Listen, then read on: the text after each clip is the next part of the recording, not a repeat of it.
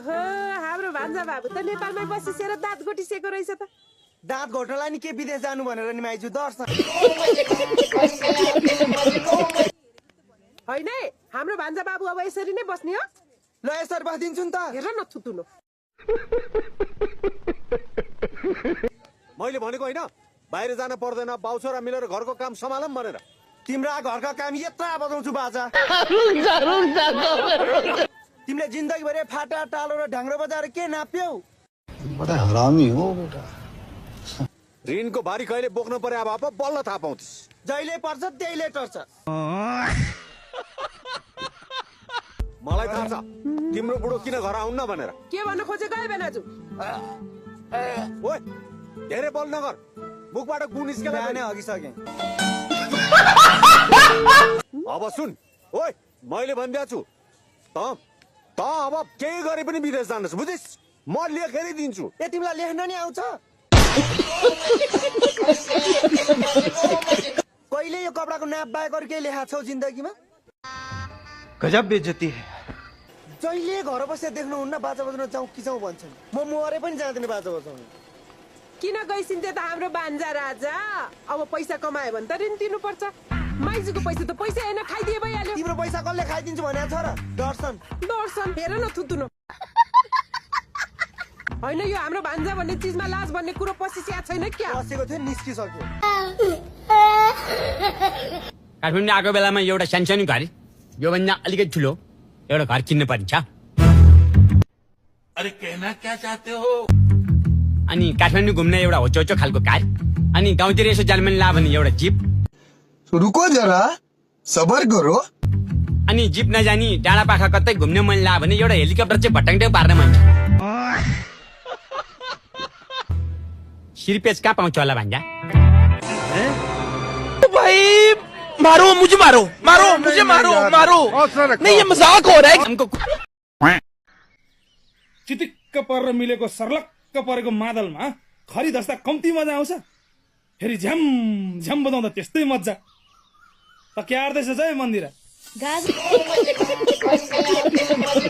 पण्डित बाजे के? को पण्डित बाजे? तेरै अन्नदाता के? म अन्न सन्न खान्न माछा मात्र खान्छु। माछा खानेलाई भ्याबुताको बारेमा पनि त थाहा होला नि। एउटा ग्राहकको चिन्ता नगर के ओइरो लगाइदिउँला ओइरो। कहिल्यै नभाची नि बलियो खटिया पनि किनिदिउँला। हुन्न हुन्न तेरो बुढी मन्दिराको लागि आफ्नै हातले गाजल पनि बनाइदिउँला क्या? हो अनि छोटे पण्डितले आफ्नै हातले गाजल मन्दिराको आँखामा पनि लगाइदिनुहुन्छ। क्या?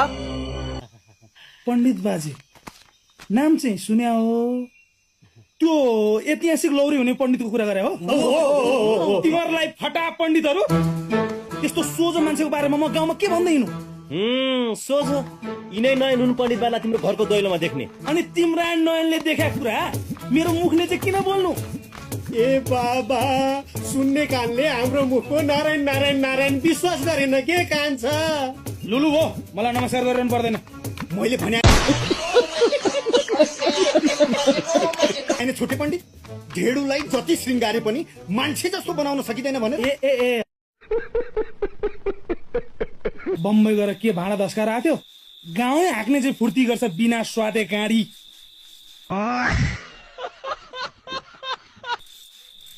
गाउँको जमिनदारले गर्न सकेको काम त्यो चैते हावाहरूले त्यसै गर्न सक्छ?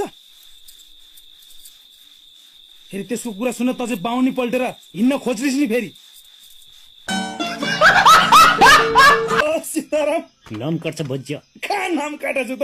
अनि पूजापाठमा मन्दिरतिर कि हुन त तिमीलाई नैवेद्य चाख्ने बानी परेछ। राम राम राम राम राम समझ रहे हो? समझ रहे हो? बोल्नु हुने के बोल्नु नहुने मुर्तर केही जान्नु छैन। कुन ठाउँमा के बोल्नु पर्छ राम नस्ताउन्जेल रामको याद आउने फेरि साँझ परेपछि त भयभरका देवी सम्झिहाल्छन्।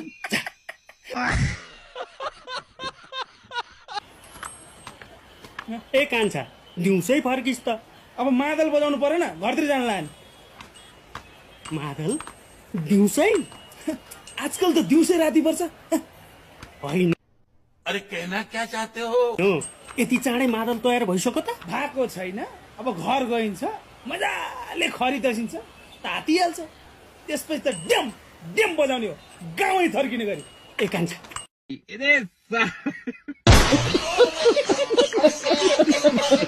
सुन त म पनि आऊ होइन तपाईँलाई निम्तो दिएको छैन त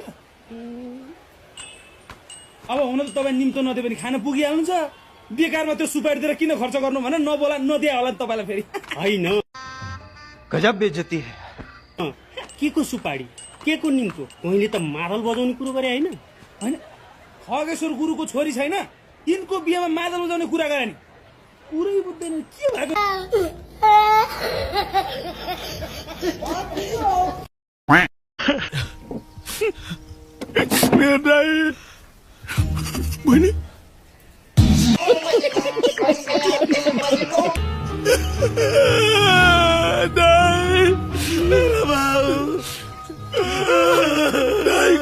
हेरिसक्नु छैन काका बड़ा हरामी हो बेटा मेरा छोरा अनुहार यस्तो मेरो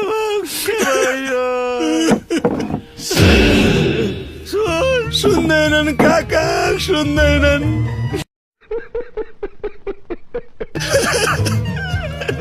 दाइको कान फुटेको छ काका ये साला चौकी बाँधिकी आउँदिन चौकी जानुभन्दा यहीँ रमाइलो छ बाटो पनि छैन यहीँ आउनु हजुरले यहीँबाट समाएर लिएर जानु त्यो छुट छ हजुरलाई बाहिर त आउनु सक्दिनँ त्यस्तो नालीमा जाने ट्रेनिङ लिएको छैन मैले त बाहिर जा आउँदिन यहीँ रमाइलो छ चौकीमा भन्दा यस्तो फोन नालीमा कसरी आउने त बाहिर आइज तपाईँसँग प्रमाण के छ मैले जुवा खेलेको लु भन्नु त बात त सही है ठिक छ आजलाई बाँचिस् त लु भोलि पनि म यही एरियामा छाती ठोकी ठोकी जुवा खेल्छु समातेर देखाउनु त लु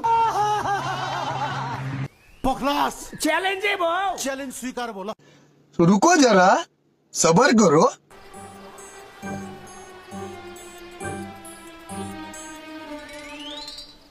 नाइस टु मिट यु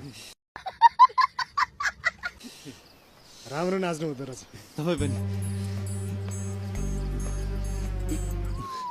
सन्तान काली नागैको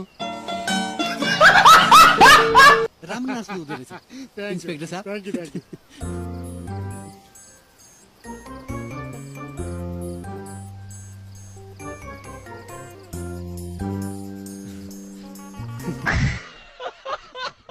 नाम मात्र एलम्बर राजाको राखेर हुँदैन राजाको जीवन बाँच्न रानी पनि चाहिन्छ राजा बन्न रानी होइन राज्य चाहिन्छ रानीले त जिन्दगी खरानी बनाइन्छ यत्रा रानी नम्बर त ल्याउनु भएको छ होला नि फोन नम्बर 98 मात्रै याद बच्चा बुढी कन्या बस्नु भन्दा एउटा केटा छान्नु ह्यान्डसम केटा चाह्यो भने हामीलाई मिस कल हान्नु असै सब कसरी समात्नु तपाईले अभियुक्तलाई च्यापै समातिनु के को आरोपमा पक्राउ गर्नु भएको उहाँले चाहिँ लड्डु खुवाउने 2 रुपैयाँको व्यापार गर्ने क्या आरोपमा समातेको 2 रुपैयाँको व्यापार लड्डु खुवाउने यो फस गया सीएम म लगायत मेरो टोलीहरूको अथक प्रयासपछि उहाँहरूले विषादी लड्डु खुवाएर बेहोस पारेर किडनीको व्यापार गर्ने र अवैध रूपमा सुनको तस्कर गर्ने अभियोगमा समातेको हो असर साहब यसको श्रेय कसलाई दिन चाहनुहुन्छ म यसको श्रेय मेरो श्रीमतीले दिन चाहन्छु राजाजी श्रीमतीलाई मेरो श्रीमतीले त्यति बेला त्यसो नगरेको भए यति बेला यस्तो हुने थियो अरे कहना क्या चाहते हो